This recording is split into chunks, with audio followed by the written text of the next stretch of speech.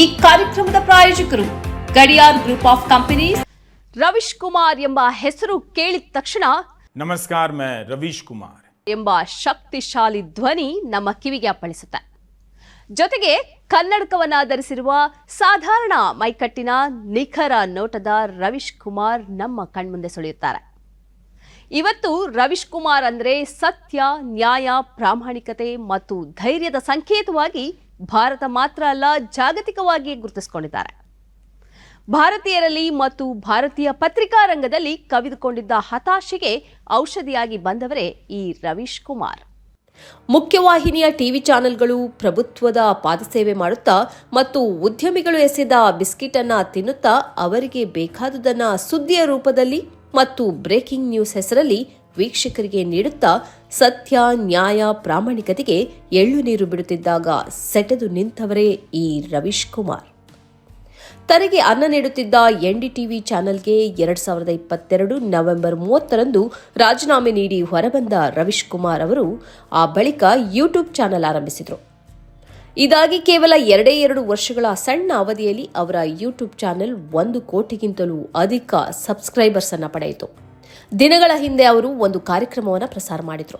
1 ಕೋಟಿ ಸಬ್ಸ್ಕ್ರೈಬ್ನ ಕಾರಣಕ್ಕಾಗಿ ಯೂಟ್ಯೂಬ್ ಅವರಿಗೆ ನೀಡಿರುವ ಡೈಮಂಡ್ ಬಟನ್ ಅನ್ನು ಈ ಕಾರ್ಯಕ್ರಮದಲ್ಲಿ ಅವರು ಪ್ರದರ್ಶಿಸಿದರು. ಇಸ್ ಡೈಮಂಡ್ ಬಟನ್ ಕೆ ಮಾಯ್ನೆ ಆಪ್ಕೆ ಲಿಯೇ ಹಮಾರೆ ಲಿಯೇ ಎಂಬ ಟೈಟಲ್ನಲ್ಲಿ ಪ್ರಸಾರ ಮಾಡಿದ ಈ ಕಾರ್ಯಕ್ರಮದಲ್ಲಿ ಅವರು ತನ್ನ ಇಡೀ ಜರ್ನಿಯನ್ನು ನೆನಪಿಸಿಕೊಂಡಿದ್ದಾರೆ.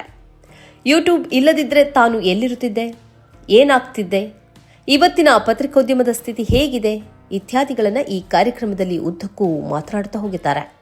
ಯೂಟ್ಯೂಬ್ನಲ್ಲಿ 1 ಲಕ್ಷ ಸಬ್ಸ್ಕ್ರೈಬ್ ಆದರೆ ಸಿಲ್ವರ್ ಬಟನ್ ಸಿಗುತ್ತೆ, 10 ಲಕ್ಷ ಆದರೆ ಗೋಲ್ಡನ್ ಬಟನ್ ಮತ್ತು 1 ಕೋಟಿ ಸಬ್ಸ್ಕ್ರೈಬ್ ಆದರೆ ಡೈಮಂಡ್ ಬಟನ್ ಸಿಗುತ್ತೆ. ಇದೀಗ Ravish Kumar official YouTube channel ಈ 3ಅನ್ನೂ ಪಡ್ಕೊಂಡ ಹೆಗ್ಗಳಿಕೆಯನ್ನು ಪಡೆದಿದೆ.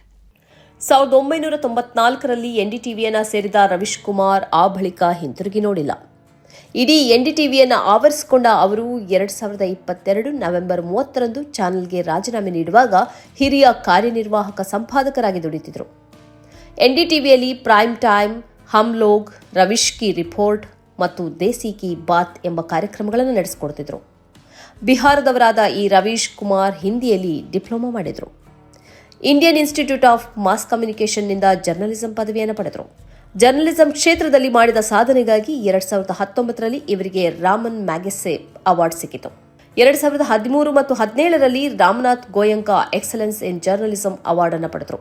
2016ರಲ್ಲಿ ರೆಡ್ ಇಂಕ್ ಅವಾರ್ಡ್, 2024ರಲ್ಲಿ ಪೆಬಾಡಿ ಅವಾರ್ಡ್ ಕೂಡ ಅವರನ್ನು ಹುಡುಕಿಕೊಂಡು ಬಂದಿದ್ದವು. ಹಾಗೆ ಗೌರಿ ಲಂಕೇಶ್ ಪ್ರಶಸ್ತಿಯೂ ಅವರಿಗೆ ಲಭಿಸಿತ್ತು. 2017ರಲ್ಲಿ ಕುಲ್ದೀಪ್ ನಾಯರ್ ಅವಾರ್ಡ್, 2014ರಲ್ಲಿ ಗಣೇಶ್ ಶಂಕರ್ ವಿದ್ಯಾರ್ಥಿ ಅವಾರ್ಡ್ ಅನ್ನು ಕೂಡ ಅವರು ಪಡೆದಿದ್ದರು.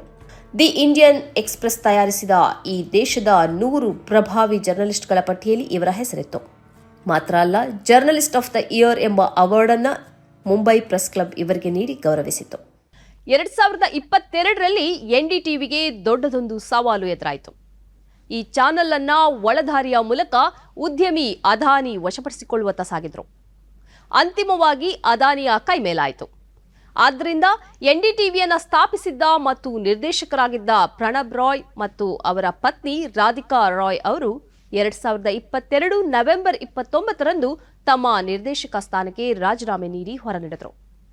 ಇದರ ಮರುದಿನವೇ ರವೀಶ್ ಕುಮಾರ್ ಕೂಡ ಚಾನೆಲ್ನಿಂದ ಹೊರನಡೆದರು. ಈ ಮೂಲಕ ಪ್ರಭುತ್ವದ ತುತ್ತೂರಿಯಾಗಲಾರೆ ಮತ್ತು ಉದ್ಯಮಿಯ ಕೈಯಲ್ಲಿ ಜರ್ನಲಿಸಂ ಅನ್ನ ಸಾಯಿಸಲಾರೆ ಎಂಬ ತನ್ನ ಸಂದೇಶವನ್ನ ಅವರು ದೃಢವಾಗಿ ಸಾರಿದರು. ಆ ಬಳಿಕ ಆರಂಭಿಸಿದ್ದೇ ರವೀಶ್ ಕುಮಾರ್ ಅಫಿಷಿಯಲ್ ಎಂಬ ಯೂಟ್ಯೂಬ್ ಚಾನೆಲ್. ಸದ್ಯ ಈ ದೇಶದ ಪ್ರಮುಖ ಟಿವಿ ಚಾನೆಲ್ಗಳು ಪ್ರಭುತ್ವದ ಹಿತ ಕಾಯುವ ಕೆಲಸವನ್ನ ನಿಷ್ಠೆಯಿಂದ ಮಾಡ್ತಾ ಇರುವಾಗ ಅದಕ್ಕೆ ದಿಟ್ಟ ಪ್ರತಿರೋಧವನ್ನ ಒಡ್ಡುತ್ತಾ ಇರುವವರೇ ಈ ರವೀಶ್ ಕುಮಾರ್. ಅವರ ಒಂದೊಂದು ಕಾರ್ಯಕ್ರಮವು ಕೋಟಿಗಟ್ಟಲೆ ವೀಕ್ಷಣೆಯನ್ನು ಪಡೆಯುತ್ತದೆ. ಇದುವೇ ಅವರ ಜನಪ್ರಿಯತೆಗೆ ಸಾಕ್ಷಿ. ಇವರ ಪತ್ನಿ ನಯನಾ ದಾಸ್ ಗುಪ್ತಾ ಅವರು ದೆಹಲಿ ವಿಶ್ವವಿದ್ಯಾಲಯದ ಲೇಡಿ ಶ್ರೀರಾಮ್ ಕಾಲೇಜಿನಲ್ಲಿ ಇತಿಹಾಸದ ಪ್ರಾಧ್ಯಾಪಕಿಯಾಗಿದ್ದಾರೆ. ಇವರಿಗೆ ತನಿಮಾ ಮತ್ತು ತನುಷಾ ಎಂಬ 2 ಹೆಣ್ಣು ಮಕ್ಕಳಿದ್ದಾರೆ. 6 ಪುಸ್ತಕಗಳನ್ನು ಪ್ರಕಟಿಸಿರುವ ರವೀಶ್ ಕುಮಾರ್ ಅವರ ಸುತ್ತ ವೈಲ್ ವಿ ವಾಚ್ಡ್ ಎಂಬ ಹೆಸರಲ್ಲಿ ಡಾಕ್ಯುಮೆಂಟರಿಯೂ ಬಿಡುಗಡೆಯಾಗಿದೆ. ಪ್ರಭುತ್ವಕ್ಕೆ ಮತ್ತು ಗೋಧಿ ಮೀಡಿಯಾಗಳಿಗೆ ಸದಾ ಸವಾಲಾಗಿರುವ ರವೀಶ್ ಕುಮಾರ್ ಈಗಾಗಲೇ ಹಲವು ಬಾರಿ ಹತ್ಯಾ ಬೆದರಿಕೆಯನ್ನು ಎದುರಿಸಿದ್ದಾರೆ. ಆದರೆ ಅವು ಯಾವುದಕ್ಕೂ ಅವರು ಬಗ್ಗಿಲ್ಲ. ಅವರ ಧ್ವನಿಯ ಶಕ್ತಿ ತಗ್ಗಿಲ್ಲ. ಅವರಿಗೆ ಒಳಿತಾಗಲಿ ಎಂದು ಸನ್ಮಾರ್ಗ ಹಾರೈಸುತ್ತದೆ. Gadiar Group of Companies, synonymous with excellence and innovation, stands as your dynamic partner for progress. Gadiar Group ensures safety as guardians in firefighting and builds vibrant communities in real estate. Building tomorrow, today.